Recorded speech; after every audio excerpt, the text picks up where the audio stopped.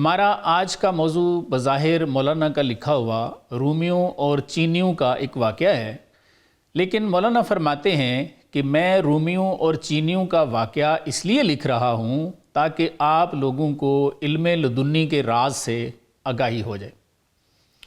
آئیے مولانا کی زبان سے ہی سنتے ہیں۔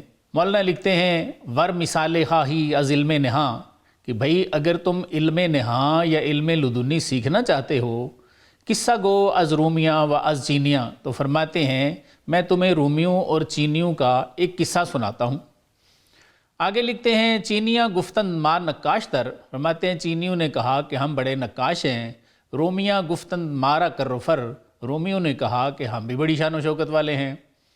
گفت سلطان امتحان ہاہم درین، مولانا کہتے ہیں کہ بادشاہ نے کہا کہ بھئی ہم اس معاملے میں پھر امتحان لیں گے کہ از شما خود کیست در دعویٰ گزین، تاکہ دیکھیں کہ دعوے میں تم میں سے بہتر کون ہے۔ آگے لکھتے ہیں اہل چین و روم حاضر شدن، فرماتے ہیں اہل چین بھی اور اہل روم بھی حاضر ہو گئے۔ رومیاں در علم واقف تر بدن، لیکن مولانا لکھتے ہیں کہ رومی اپنے علم میں زیادہ ماہر تھے۔ چینیاں گفتن خدمت ہا کنیم، چینیوں نے کہا کہ ہم محنت کریں گے۔ رومیاں گفتن بر حکمت تنیم، رومیوں نے کہا کہ ہم بھی حکمت و دانائی دکھائیں گے۔ چینیاں گفتن یک خانہ بما، چینیوں نے رومیوں سے کہا کہ ایک گھر ہمیں دے دو، خاص بسپارید و یک آنشما، اور ایک تم لے لو۔ بود دو خانہ مقابل در بدر، مولانا لکھتے ہیں کہ دو گھر ایسے تھے جن کے دروازے ساتھ ساتھ تھے۔ یکے چینی ستد و رومی دیگر، ان میں سے ایک چینیوں نے لے لیا اور دوسرا رومیوں نے لے لیا۔ چینیاں صد رنگ از شاہ خواستن، چینیوں نے بادشاہ سے سینکڑوں رنگ مانگ لیے۔ پس خزانہ باز کرد ارجمند، جس پر اس اقبال مند بادشاہ نے خزانہ کھول دیا۔ رومیاں گفتند نئے نقش و نئے رنگ، رومیوں نے کہا کہ نہ ہم نقش و نگار بنائیں گے اور نہ ہی رنگ استعمال کریں گے۔ در خرائد کار را جز دفع زنگ، انہوں نے کہا کہ ہم صرف زنگ دور کریں گے۔ چینیاں چوں از عمل فارغ شدن، مولانا لکھتے ہیں جب چینی اپنے کام سے فارغ ہوئے، از پہ شادی دوہل حامی زدن، تو خوشی سے ڈھول بجاتے تھے۔ شاہ درآمد دید آنجا نقشہا، مولانا فرماتے ہیں بادشاہ آیا، اس نے چینیوں کے نقش و نگار دیکھے۔ میر عبود عقل را و فہم را، وہ نقش عقل اور فہم کو حیران کر دینے والے تھے۔ بعد ازاں آمد بسوئے رومیاں، پھر بادشاہ رومیوں کی طرف آیا۔ پردہ ہارا بالا کشیدن ازمیاں، تو لوگوں نے جو وہاں موجود تھے درمیان سے پردے کو اوپر کھینچ دیا۔ عکسیاں تصویر و کردار ہا، ان تصویروں اور دستکاریوں کا عکس زد بری صافی شدہ دیوار ہا، مولانا فرماتے ہیں ان صاف شدہ دیواروں پر پڑا جو کہ رومیوں کی صاف کی ہوئی دیواریں ہیں۔ ہر چے آنجا دید اینجا بنمود، بادشاہ نے جو وہاں چینیوں کا دیکھا تھا وہ رومیوں کی دیواروں پر سارا منظر صاف نظر آ رہا تھا۔ دیدہ را از دیدہ خانہ میر عبود، اور وہ منظر آنکھوں کے حلقوں سے نکال باہر کر رہا تھا، یعنی آنکھیں رومیوں کے اس منظر کو دیکھنے کے لیے اپنے حلقوں سے باہر آنا چاہ رہی تھیں۔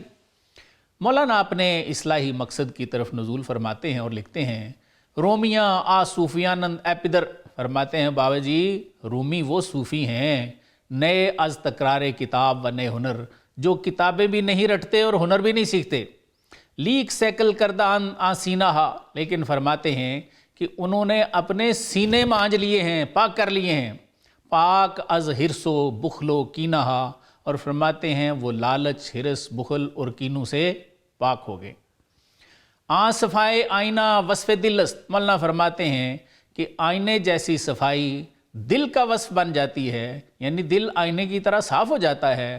صورت بے منتہارا قابل است، اور مولانا فرماتے ہیں کہ اس میں یعنی دل میں اس بے منتہا کی صورت نظر آنا شروع ہو جاتی۔ آگے لکھتے ہیں صورت بے حد و عیب، فرماتے ہیں کہ بے حد کی صورت، اس ذات کی صورت یعنی جو کہ بے حد ہے اور بے عیب ہے، از آئینہ دل تافت بر موسیٰ جیب، فرماتے ہیں کہ موسیٰ علیہ السلام کے گریبان سے بھی ان کے دل کے آئینے میں یہی صورت چمکی تھی۔ گرچہ صورت نہ گنجت در فلک، آگے فرماتے ہیں کہ اگرچہ وہ صورت آسمانوں میں نہیں سماتی، نیب عرش و فرش و دریا و سمک، اور فرماتے ہیں نہ عرش پہ، نہ زمین پہ، نہ آسمان پہ، اور نہ مچھلی میں، فرماتے ہیں کسی جگہ بھی نہیں سماتی۔ کیوں نہیں سماتی؟ فرماتے ہیں زاں کے محدود است و معدود استاں، فرماتے ہیں اس لیے کہ یہ چیزیں محدود ہیں اور شمار میں آنے والی ہیں۔ آئینہ دل را نہ باشد حد بداں، تو مولانا فرماتے ہیں کہ اگر دل کے آئینے میں وہ صورت آج چمکتی ہے تو سمجھ لو پھر کہ دل کی کوئی حد نہیں ہے۔ آگے لکھتے ہیں عقل اینجا ساکت آید یا مزل، فرماتے ہیں عقل اس جگہ پہ خاموش رہتی ہے یا گمراہ کرنے والی بن جاتی ہے، زاں کے دل با اوست یا خود اوست دل، فرماتے ہیں اس لیے کہ دل اس سے ملا ہوا ہے یا اللہ جانے وہ خود ہی دل ہے۔ آگے لکھتے ہیں عکس ہر نقشے نتابت تا ابد، فرماتے ہیں کہ قیامت تک کسی نقش کا عکس نہیں چمکے گا جز از دل ہم عدد و ہم بے عدد، فرماتے ہیں سوائے دل کے جو شمار میں آنے والا بھی ہے اور شمار میں نہیں بھی آنے والا، یعنی جو نقش بھی فرماتے ہیں قیامت تک کہیں ظاہر ہونا ہے کسی کے دل میں ہی ہوگا۔ آگے لکھتے ہیں اہل سیکل رستہ اند از بو و رنگ، فرماتے ہیں دل مانجنے والے رنگ و بو سے نجات پا گئے ہیں، ہر دمے بینند خوبی بے درنگ، فرماتے ہیں وہ خوبیاں یا تصویریں جو قلب میں آتی ہیں بلا توقف ہر لمحہ دیکھ لیا کرتے ہیں۔ آگے لکھتے ہیں ذوق و فکر و روشنائی یافتن، مولانا فرماتے ہیں کہ انہوں نے ذوق، فکر اور روشنائی حاصل کر لی ہے، بہر آشنائی یافتن، اور انہوں نے تیراکی کے لیے اللہ کے نور احدیت کا سمندر پا لیا ہے۔ آگے فرماتے ہیں مرگ کہ از وے جملہ اندر وحشتن، فرماتے ہیں موت جس کی وجہ سے سب خوف زدہ ہیں، می کنند ای قوم بر وے ریش خند، فرماتے ہیں یہ قوم اس کی ہنسی اڑاتی پھرتی ہے۔ آگے لکھتے ہیں گرچہ نحو فکارا بگزاشتن، فرماتے ہیں اگرچہ ان صوفیوں نے نحو اور فقہ کو چھوڑ دیا ہے، لیک محو فقر را برداشتن، لیکن فرماتے ہیں کہ یہ محویت اور فقر کے حامل ہو گئے۔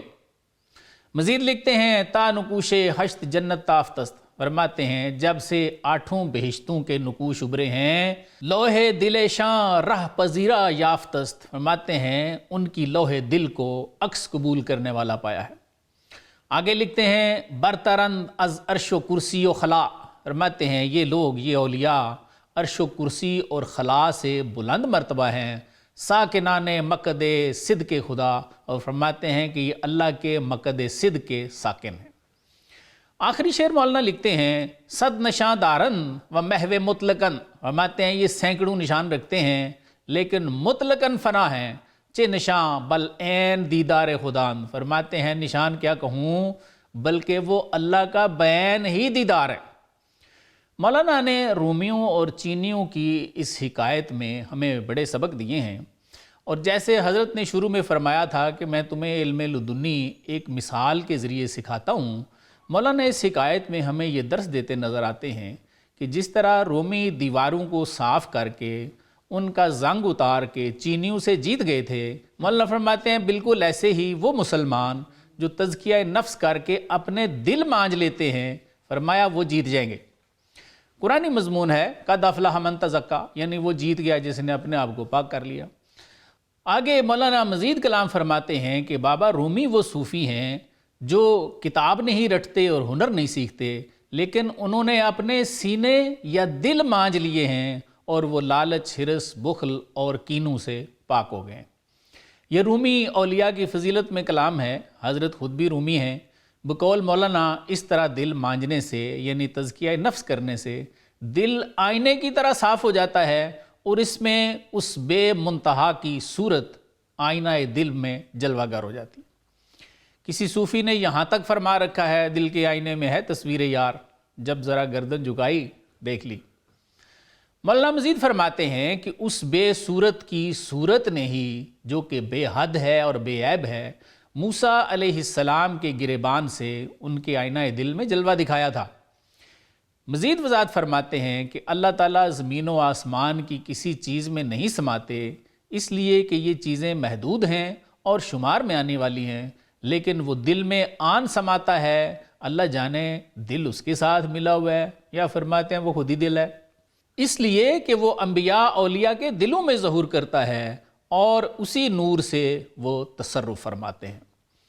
مولانا نے مزید فرمایا ہے کہ سبھی لوگ موت سے ڈرتے ہیں، لیکن یہ دل کے صاف آئینوں والے موت کی ہنسی اڑاتے ہیں، اور انہوں نے فقہ اور نحو کو تو چھوڑ دیا ہے، یہ نہیں سیکھی چیزیں، لیکن یہ لوگ فنا اور فقر کے حامل ہو گئے ہیں۔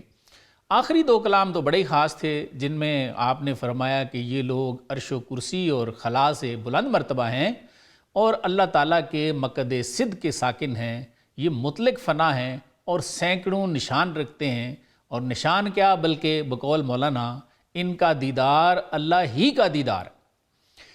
کیوں ایسا فرمایا؟ اس لیے کہ یہ حاملین نور خدا ہیں، حاملین نور شرح صدر ہیں۔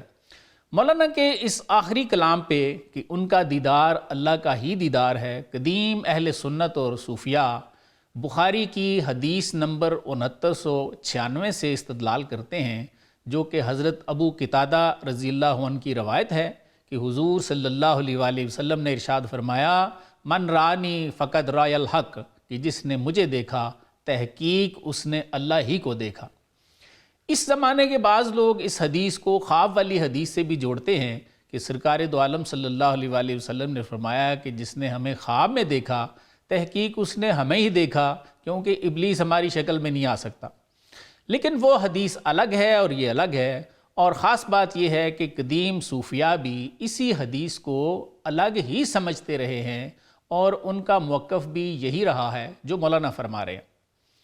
بقول صوفیاء اس لیے قرآن بھی تو یہی کہتا ہے وَمَن یُطِعِ الرَّسُولَ فَقَدْ اطاع اللَّهَ، یعنی جس نے رسول کی اطاعت کی تحقیق اس نے اللہ ہی کی اطاعت کی۔ لیکن آپ اس سے اختلاف بھی کر سکتے ہیں، یہ تو صوفیاء کا موقف ہم نے آپ کے سامنے پیش کر دیا ہے۔